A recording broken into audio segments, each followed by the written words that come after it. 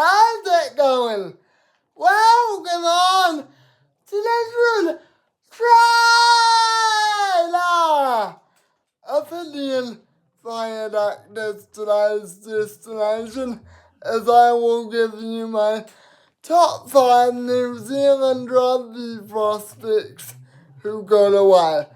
Grab your tickets, sit back, relax, as we've got no time to waste. Tours!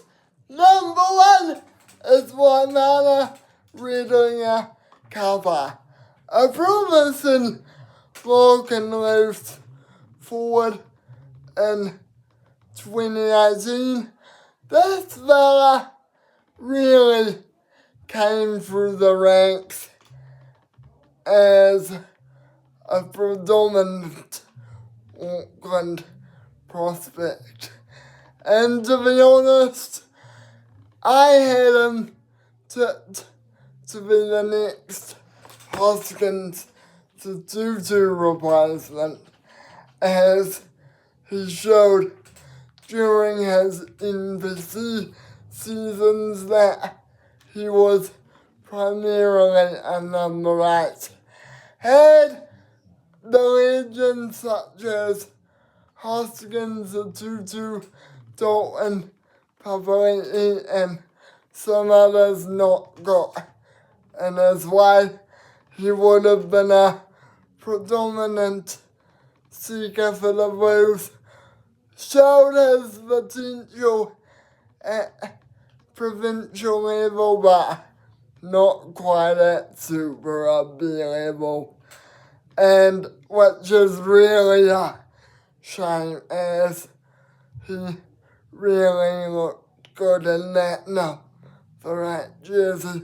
Number 2 is a man called Zach Gallagher.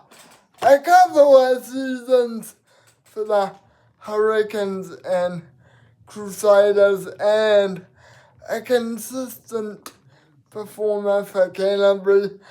After a few seasons, he really started to show his form and even got selected for the AB's 15 at one point. Unfortunately, due to more seasoned locks getting game time, that prompted a move over to the Hurricanes, and even after a few appearances there, he never cracked it due to the likes of Isaiah Walker and Caleb Delaney alongside other young locks getting nod. He did get some games on, but that wasn't enough to keep him around, as a contract in Japan was waiting. In his last season, though, he looked very effective for Canterbury, and had he stayed, he would have got more game time, especially at the Hurricanes, with now lots moving on and stuff. It's just a real shame. Number 3 is a real standout. Tariki being Nicholas had a few seasons for the Highlanders and just really went from strength to strength. Unfortunately, later on in his career, though, due to more effortless guys getting opportunities, he made the move to France. Had he stayed on, he would have become a great asset for the Highlanders and was really my pick to become a standout in the years to come. It's just a real shame that more guys got in his way, and unfortunately his time was just about up before his last season. Number 4 is a man who you'd probably all know and was very good during his time, but Tom Christie was very good for Canterbury and Crusaders, but due to more predominant number 7s coming through the ranks, such as Dalton Papali'i, Ali Savia, Sam Kane, and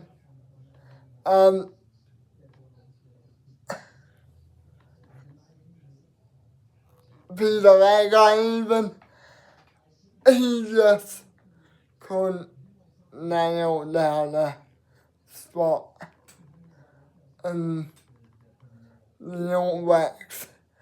And in his last few seasons, the selectors overlooked him and he ended up choosing another overseas opportunity in England.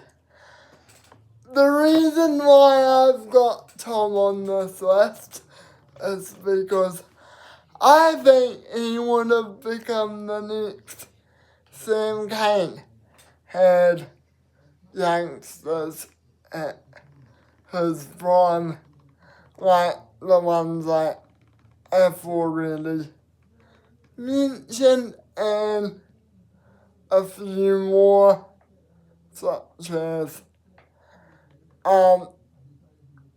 possibly one of the best prospects for the All Blacks. So far, Duplessis Garidi, he would have been in Tom now, he would have been a great asset for the All Blacks and just really put the effort in, particularly in his last season for Canterbury. God, he was good. And I mean, yeah, he just didn't really, due to those aforementioned names, he didn't really get the time needed. Number 5 is a really, really good throwback for me, and in about 2018, this young prospect just about cracked the All Blacks. Ben Lamb was in stunning form, having had a great season for the Hurricanes, and even stayed on a couple of years to really perfect his game. But user guys like Rico Ioane, Waisaki Naholo, Mihi Milner-Skudder, and George Bridge, and later on Severist, he just didn't get the login for the All Blacks he was wanting. People were hyping him up, and to be honest, I couldn't see the point at the time, as I feel those guys, certainly George Bridge and that, were putting in all the form and all the time to upscale their game ready for the national level. But being lame was being hyped up as the All Blacks primary twins, so I could definitely see the hype. But the reason why I think he got away is just because of the timing that Steve Hansen and Ian Foster wanted to look at him. He may have been a 2022 project, and unfortunately by that time he had gone away to France. Had he stayed on a couple more seasons, he would have been great for the All Blacks. But unfortunately, the All Blacks didn't cash in on him in his prime, and I'm really starting to see why this guy was so hyped up. Unfortunately, it was just in the wrong era though. He did get game time for Samoa, I'll give him that. Well done, and for that, thank you all for watching, and I'll see you all next time in another vid. Subscribe, like, comment, share, and do all that other malarkey, as it really helps me out. Don't forget to be cool, stay awesome, and as I always say, be kind to one another, will you? A simple, how's it going, or are you doing okay, can make anyone a happy chappy.